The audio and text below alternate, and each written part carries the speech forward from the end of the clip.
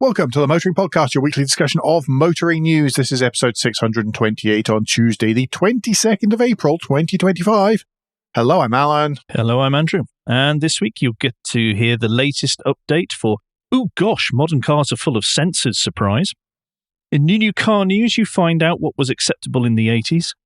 And in points of interest, you can see the benefits of using your loaf.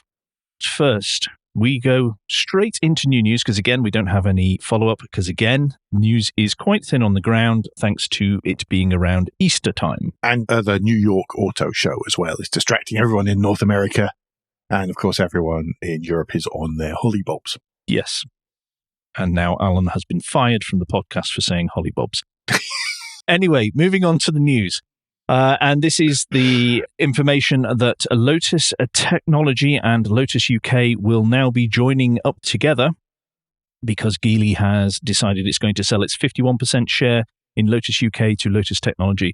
They'll all become one car brand as opposed to the Chinese lifestyle electric car division and the UK sports car division. But Lotus is famous for splitting off and that there are many, many Lotuses. I mean, there were two different classic Lotus Formula One teams, both of them called Lotus. In case anybody cares, it made no difference whatsoever to the stock price for Lotus Technologies Incorporated. I don't know why. I don't know. I mean, there's the usual corporate silliness about, this is going to create substantial long-term value. It's going to do this. It's going to do that. But I don't know it's going to make any difference because fundamentally they've got bigger issues than that, as in what they're producing and what people want to buy. And if people want to buy anything at all at the moment anyway. Well, they've got very, very low volume sports cars, and then they've got potentially much bigger volume EV stuff, which nobody wants to buy. Those are the fundamental problems, not the problem that it was split into two companies. That was just like, so what, we can deal with the rest of it. The things that need sorted out are not it being two different companies. Yeah. It may make requirements and stuff pass back and forth more easily. It may make it easier to develop stuff, but negligibly. Yeah.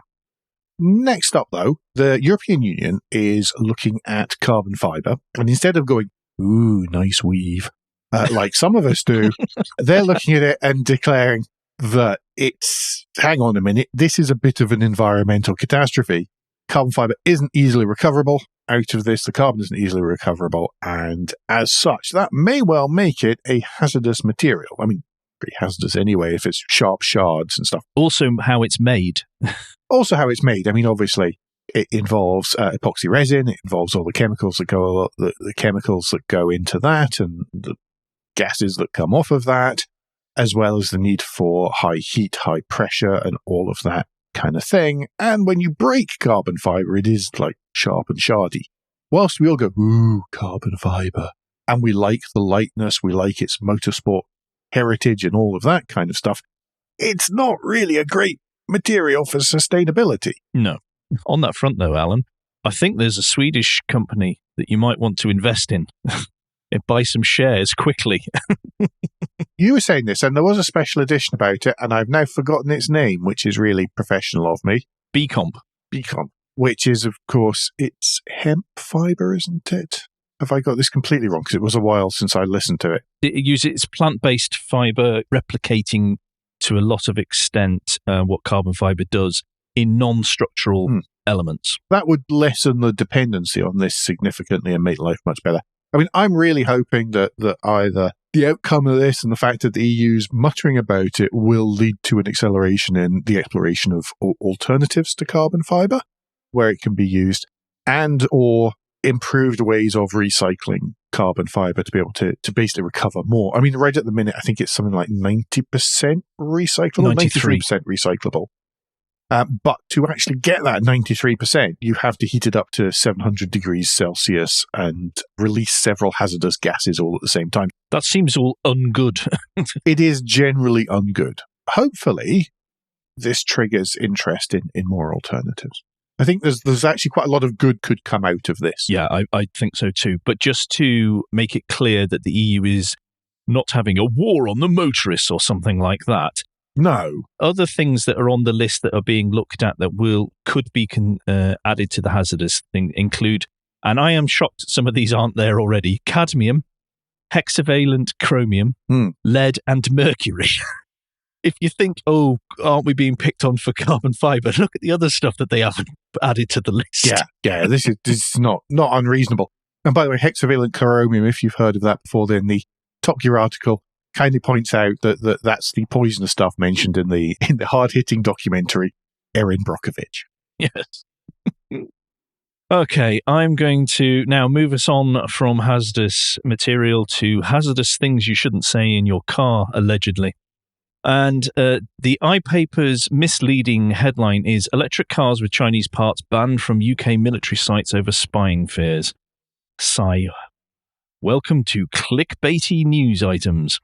This is the news that the Ministry of Defence, in some certain sites, has banned vehicles, not electric vehicles, all vehicles with Chinese components from particular buildings or including sites and stuff like that, for fear that information could be passed on to the Chinese government. But it's stuff as simple as where people drive from a place to another place and that kind of thing. All feeds into this. I mean, I've been...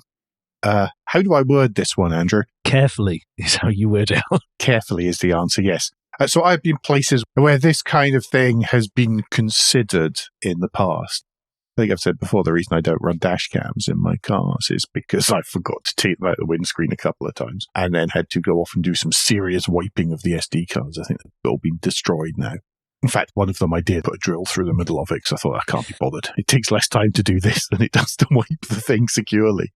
There's lots of stuff that's already in place. I don't think that these add to that specifically. But no, I know of times where things have been bought and they've been trialed and been discovered that lots and lots of data is being sent somewhere and nobody knew where that data was going and couldn't really trace where that data was going. So all of a sudden the things weren't used anymore. In fact, they were never introduced as a result of that testing. This article does actually explain nearly all major car makers have Chinese components in them, and that varies from a battery all the way through to stuff that will send signals out. This is all vehicles, as they finally do admit really far down this article. But here's the other thing. I'm waiting for them to ban a certain US brand because of trusted partners, etc. Well, yes, exactly. It is all cars. This is the more and more of like the entertainment system, tracking your location all the time and all of these kind of things and feeding that data back up. Even, it used to be that if you had a TomTom unit, this gives you an idea of how far back I'm going. If you had a TomTom unit which tracked traffic, it had to be turned off and put in the glove box or whatever. It wasn't allowed to be on as you passed through the gates because, again, that was constantly returning your position and the traffic conditions back to base. Yeah. Wherever that base may be. And the trouble is that technology is now built completely into almost all cars. So there's nothing else you can do. Sorry, guys, you have to leave your car at the gate. I know what we can do. We can have the Motoring Podcast car sales where you and I source and do up pre-connected cars and sell them exclusively to military personnel at a nice markup and say, don't worry, no one's tracking you with these. You say that, but that is actually a route to, yes, that's not so stupid. A government contract. And I'm sure that there are parts. Thereby making the Motoring Podcast more sustainable and will live longer in the future because of financial security. I would be slightly amazed if all companies like Babcock aren't already doing that kind of thing for some of their clients. Yeah. Anyway, moving on from all of that kind of tracky technology stuff, let's talk about chargy technology stuff. NYBOLT, I can never know how to pronounce it. It's NYOBOLT. Yeah. Is a Cambridgeshire-based charging company or charging technology company. It's just raised $30 million or £22.6 million in funding from venture capital firms and partners. That sounds like lots of money. It isn't really, especially when you consider what it is that they do. Last year, however, they did turn over $9 million or £6.8 million in revenue. And what they're using all of this money to do is to improve their fast charging. Now, we've talked about NYBOLT before. They have a prototype electric car. It is not really meant to show off a car. It's a reworking of an original Lotus Elise, but really it's meant to show off the charging, and the car is just a cool thing they've done in order to support that and demonstrate that. Yep. That was July last year. The important thing here is to realize that it completed a 10 to 80% charge of its battery. Now, I can't see how big the battery was. It's not included in this Autocar article, but it's 10 to 80% charge at 350 kilowatts in just 4 minutes, 37 seconds. That's about twice as quick as as the quickest commercial units available today. It's completed about 4,000 fast charge cycles. That's around 600,000 miles of travel. And the battery still retains more than 80% of its usable capacity. That's pretty impressive. Yeah. Some of the investment partners include people like Scania, because of course the trucks will have bigger batteries and therefore will need to charge more quickly to be able to go further or maintain the same kind of range as the diesel equivalents do today. And similarly, there's Japanese metal kiln manufacturer Takasago Industry. It is in there too. There's quite a lot of different investors in all of this. The other part of this, as well as the charging, is being able to quickly charge up battery banks for data centers. If it's quiet, if there's a lull, then they can use up energy and they can use that, pump it into batteries.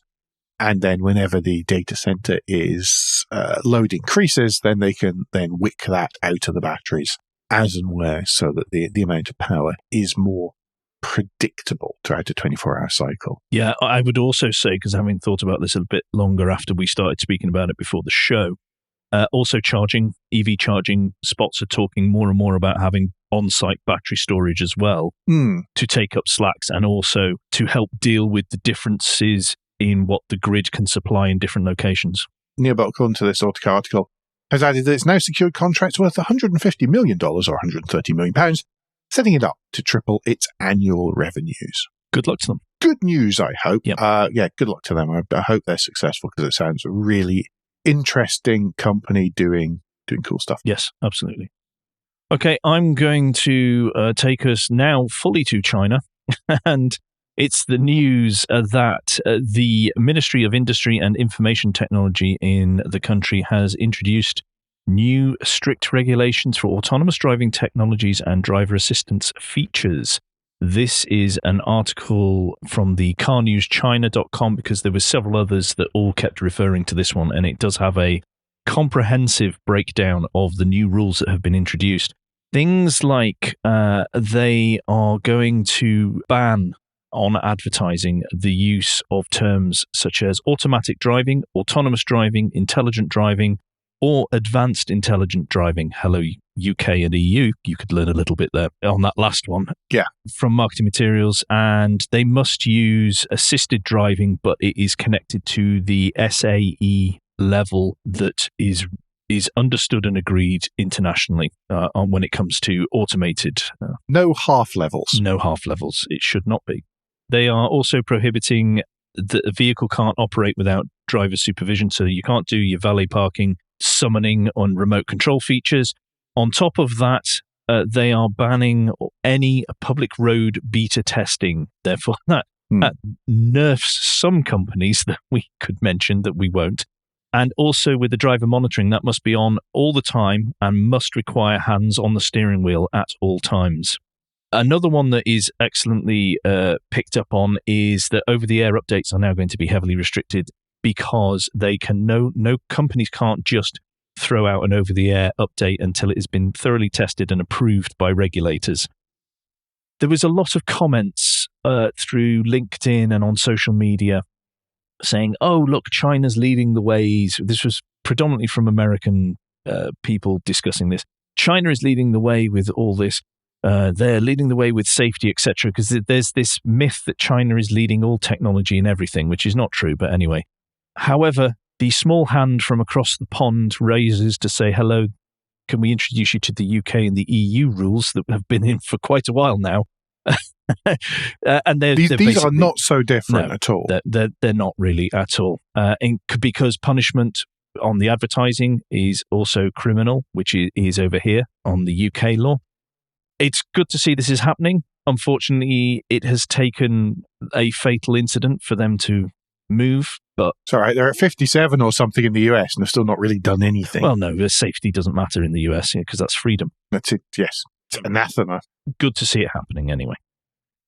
That takes us then to Guilt Minute, quick break in the show where we ask for a tad of financial support to keep the lights on and the hosting running. If you feel the Motoring Podcast is worth a small consideration every month, then you can become a patron. Different levels of patron include different levels of commitment from us to you, including being able to watch the show recorded live. We also have a small range of merchandise in our spring store, from stickers to mugs and t-shirts. If you don't have any spare cash, we do completely understand, then you can help us by following for free from a podcast player to receive every show as they're released, and by liking and rating the show, whatever way your podcast supplier lets you. If you've done all of that, and some of you do, so thank you very much, as I say each week, then the last thing you can do is to recommend us to your friends or colleagues. Thank you, everyone that does. Very much appreciated. Okay, Alan, new car news. Do you want to take us back to the 1980s, but not really? This is it's quite slow out there in European new car news land, folks. Mercedes-Benz has unveiled a special version, it's listed here, I don't know, special edition, of the G-Class, which harks back to the 1979 original with a series of historic styling cues. Yes, that's right, folks. Body-coloured bumpers and grills are out. It's back to black. Excellent. Exposed plastic wheel arches, exposed plastic grille, wire covers over the headlamps, gingicators. Yay. All of these things for this special edition G-Wagon. You can get it in agave green or Colorado beige, contrasted against night black. So I think it must be painted rather than actually just exposed, but that says a lot about the modern G-Wagon. Contrasted against night black around the front fascia, skirting and grille, referencing the same scheme used on the original car. There's all sorts of bits. It comes with a roof rack, it comes with mud flaps, it comes with a rear ladder, and those headlight meshes that I originally mentioned. Inside, it's checkered cloth and the phrase "stronger than the 1980s" script is inscribed on the passenger grab handle. I mean, it still has most of the same luxuries as your normal G-Wagon, and it's based on a regular G450D, so you get a 3-litre diesel-powered straight-six, putting out 382 brake horsepower. That gives a 0 to 62 miles an hour time of 5.8 seconds, which is completely unlike the 80s, which would have been about 3 times that, at least, I would say. There are many plus points of the J-Wagon. Its outright pace is not one of them. No. Or the original, anyway. As I sometimes joke, glaciation is a bit quicker. Mm. They're only going to build 460 examples of these. Each will get a plaque on the center console denoting which number it is. And the prices start about £152,815. But it is definitely the Mercedes SUV I would choose. Yes, 100%. Of all of them, it's the one I would want. Yep. I do love the original Gs. Another formerly beloved rural Porsche vehicle, or brand anyway, launching something which they hope will partly take the place of the Outback. What do you think? Yeah, Subaru showed us the Trailseeker, which is a 375 brake horsepower four-wheel drive electric estate. This is the apparent counterpart to the Outback, but when we discuss the Outback next week, you'll see it's not really anymore, but there we go. It is the current Outback, perhaps. This was shown off at the New York Motor Show. It's going to have, as I said, the four-wheel drive because that's Subaru's special thing when it comes, their differentiator when it comes to symmetrical EVs. all-wheel drive. Yes. And it's going to have around about 260 miles maximum range. No idea on the price. No idea when it is actually coming to Europe or the UK. It's based heavily on the revised Solterra. We don't even know if it's going to be called the Trailseeker when it comes to Europe, or if that's going to be North America only. Yeah. So there are a lot of unknowns here, other than the fact that they have shown a production-ready vehicle at the New York Auto Show. They've rebodied a Solterra because it's the same ground clearance. They have, but the big difference, it seems, is that this is being done completely by Subaru. There will not be a Toyota equivalent with a Toyota badge. No, there's not going to be a Corolla Extreme or something. No, this has been engineered by Subaru, is built in Subaru's factories, as opposed to Toyota factories like the Solterra and the BZ4X. Yes. Yeah, that's right. Yep. I have to say, I am quite underwhelmed by 260 miles range, particularly when you look at this. You can't imagine the price is going to be anything under 40 to 45,000 pounds if it comes to, well, when it comes to the UK. That's really not that great. But again, they are niche. If you are more rural, the chances are you have realistically got a home, or more. You have more of a chance of having the ability to have a home charger, except for ignoring the capability of the wiring in your house or the power that can be made to your extreme rural locations. Slight fly in the ointment there that seems to be forgotten by many who live in towns. But this is a good-looking thing, though. Oh, it is. I think it's really good looking, like a car rather than an SUV, even though it does have some ground clearance. But it's the jacked-up Subaru car thing, and I like it. Yeah, I like it too. And it's really very good-looking. Just keep that in the back of your mind until next week. Yes, do. Anyway, talking of other cars from the New York Motor Show, Alan. Genesis has also shown a bit of a jacked-up estate car, the Gran Equator concept. Now, this is very much a concept. This isn't just a production vehicle with the wing mirrors and the door handles taken off. It is a proper concept, and its looks are, shall we say, challenging. Is challenging a good term? Yeah. It's not ugly. It's just got really odd proportions. Yes. In my mind. The proportions are really feel off to me. Imagine an Audi Allroad, okay, which has been jacked up and far too big wheels have been fitted. And then it's had like another half of the bonnet length grafted onto the front and sort of smoothed off. It reminds me of an International Scout pickup truck, okay? I know it's a Genesis. I know the lights are completely different, but that kind of bluffness and Art Deco style roundedness at the front, I don't know. It just reminds me of a 1950s, 1960s American pickup truck at the front with pumped up Audi Allroad at the back. And the bonnet is far too long. It is ridiculously, totally out of proportionally too long. I think we both agree on that. Yes. Other than that, if I sort of I hold my hand up across the picture on the screen on the Autopian article that's linked in the show notes, and I mentally move the front wheel back, I think it's pretty cool. If you move the front wheels and the end of the car back about 2 foot, it works a lot better for me. It's less than 2 foot. It's about 8 inches, to be perfectly honest. It's really 2 foot. The bonnet needs to be shorter. It's quite special, but whilst you might not like the form, the detailing is lovely on this. This is not a production vehicle. Definitely not as it stands. As I say, it's more than just shave off the door mirrors and the door handles. But it is, I don't know. Some of the detailing is really nice.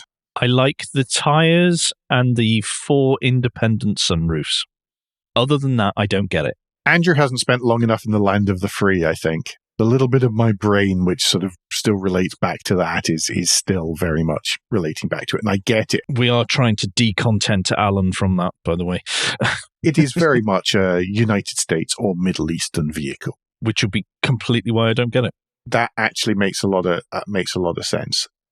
Have a look at the pictures, make up your own mind, I think is the way to go. I can't tell people how to feel about this. I like the fact they've done something bold. I admire the fact that Genesis are not frightened to go for something. Mm-hmm. I can't work out, though, if the vehicle has been cut in the wrong direction, front to back or top to bottom. If there was a different top on it, would I get on with that bonnet? But I think it's just a bit of a mind-bending scale thing.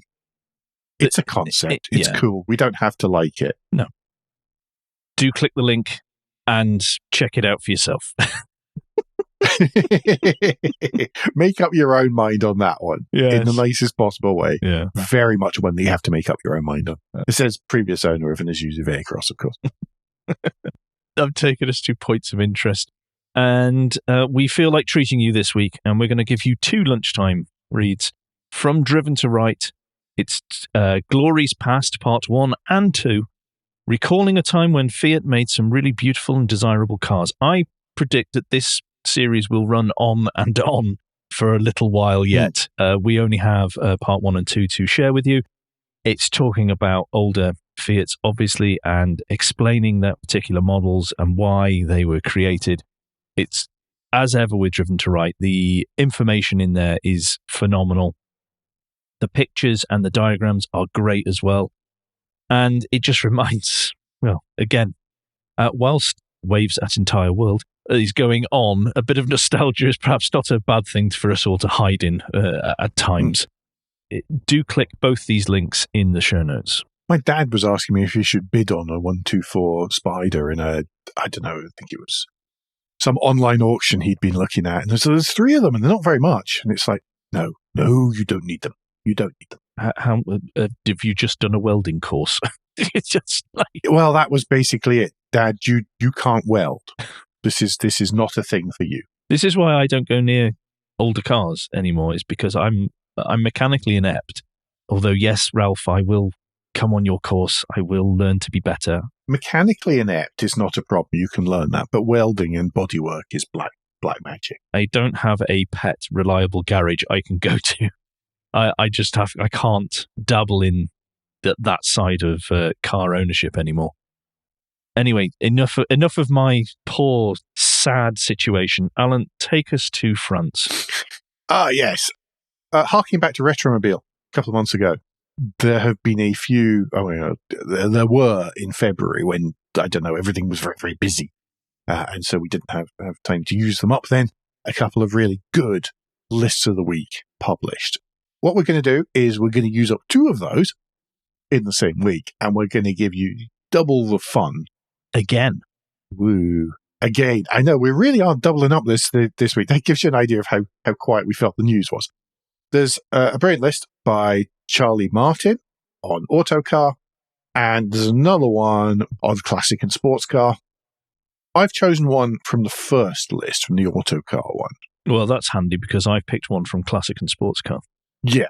I mean, I could pick from both, to be perfectly honest. Well, in fact, I could pick several from both, but people complain when we do that. Again, we are bringing you very good lists. Yes. So this one is the Peugeot 504 Brake. It's the one I'm choosing. Very good. The 504, I mean, it's based on the 504 Coupe and Convertible with really quite a decent station wagon brake estate body added to the back of it for super practicality. It's the Genesis X thing. It is, but it's much by more Pininfarina and much nicer. More attractive. But I think, going back, a slight link back to that car, look how much glass there is. Look at the proportions of the glass. Forgetting the fact this was one of the grumbles Andrew didn't manage to squeeze in a minute ago, was there's not nearly enough glass. No, it's ridiculous. They put like coupe-sized windows on it, which makes the already massive amounts of metal on the side disproportionately look out of place, which is where I struggle with that one. But anyway, this is absolutely glorious because that isn't the case. It is. It is the opposite of that. It is so... the front end is just glorious. Oh, to be honest, I have this theory that the best car, the prettiest car to drive around Paris on a spring evening would be a Peugeot 504 convertible. Oh, my word. You'd own the city at that point, surely. You would be, even I would look like one of the most glamorous people in Paris. Yes. On those roads you're still allowed to drive on, of course. Yes. The thing is, nobody would stop. No, that's true. Because you're driving a classic French car. Yeah, that is true. Okay, going to a classic and sports car, and if you can move along to slide 10, I am selecting the mad-looking 1981 Skoda 110 Supersport Fiat. If that's how you pronounce it. I don't know how you pronounce that. I have no idea. It's sort of... Fiat Vampire. Somebody has taken some influence from the 60s Batman TV series. But it's wonderful. It's so mad, it's wonderful. But it was in a film. It was in a film called The Fiat Vampire, where it was said to run on human blood. But you know what it reminds me of? It reminds me of that Citroen BX, a four-wheel drive rally version, which never made it to rallies. I can't remember the correct. Everybody else will be shouting out the name at me. But yeah, no, that's really cool. I other ones selected here. Oh, there's tons in here, because there's 16 from classic and sports car. What is there from the auto car? I don't know. I've closed it already. But the thing here is that they are, I think what's so wonderful about this, and this is what makes me really want to go to Retromobile next year, I will finally get that, is just the variety. Yeah. Just the variety in these lists. I mean, I had chosen something else from the classic and sports car one, which was a Mercedes. I'll let people decide which one it is. I think I've talked about it before and chosen it in other lists because I think it's amazing and I've seen it in real life and it's cool. Well, yeah, because Autocar have definitely gone down the we're going to select French cars list, and the classic and sports cars gone, no, we've just picked from all the cars. All the cars, yeah, and there's a mix of French and everywhere else, isn't there? Yep. That takes us to the and finally, Andrew. Yes, and I remove us from the glamour of Retromobile and bring us back to the wonder that is Manchester.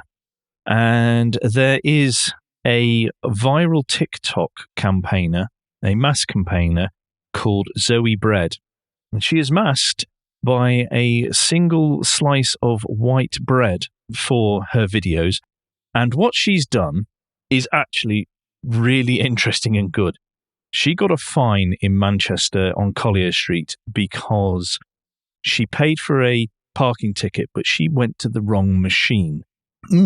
She found out she's not the only one who's found this a problem, and the signage is not as clear as perhaps it should be or could be. If you wonder how can you choose the wrong machine, well, it turns out there's the parking on the street in Collier Street, and then there's a privately run pay and display car park just beside it. And it turns out that for many of the spaces on Collier Street, the privately run car park pay and display machine is far more obvious than the council run one. Yeah. What she does, Zoe Bread, is she does sort of usually tongue-in-cheek investigations and makes them fun and everything. But this one was not tongue-in-cheek because she actually spoke to drivers and all the rest of it. And this was picked up by a Liberal Democrat councillor who then brought it up in the council meeting. And a long story short, has managed to make the Manchester City Council pay attention to this, and in a typically apologising whilst not apologising manner, say that they will look at the situation and rectify it. All hail the lawyers. Yes. Some confusion amongst a small number of motorists. That's right. The way you did it, but it's their fault. I mean, this is good sort of. The thing is that originally she'd made a freedom of information request for it, which got denied. She then had to go off and look up all of the information herself and do all the research herself rather than being able to get, the numbers presented to her. So there's a lot of work has gone into this. Well done her. Yes. And I hope that it's one of those things that people keep in mind in the future. And do just, if you are buying parking tickets, do make sure that you're buying them from the place you think you're buying them from. I know that in Perth here, there's a row of car parks, and they're not all council, and they're not all private, and they don't all use the same parking setup. It's great. It's great in an awful kind of way. You do have to be very careful to buy the right parking ticket for the right car park. But it's not as confusing as that. Well done her, though. Yep, absolutely. I think that's it. I don't think there's any parish notes. I think it's normal, same old next week, which is good. That takes us to the end. But don't forget, folks, that between now and next week, you can give us any feedback and share your thoughts for the show at motoringpodcast.com on Blue Sky, at Motoring Podcast on Instagram and Facebook, and on the contact page of www.motoringpodcast.com, the hub of all our activities. Remember, you can support us financially via Patreon, and please leave a review and rating on Apple Podcasts, YouTube, or however your podcast app lets you do such a thing. Andrew, what's the best way to get in touch with you? Best way to get in touch with me is on Blue Sky if you search for Crack Windscreen, or search for me on LinkedIn under my full name if that is your preferred platform of choice. And Alan, if people wish to discuss things with you motoring related or otherwise personally, what's the best way for them to do that? Get in touch with me. It's best to use Blue Sky, where I'm at AJP Bradley. That's BRADLEY.bsky.social for any questions you might have. We'll be back very soon, but until then, I've been Alan Bradley. I've been Andrew Clues. And safe motoring.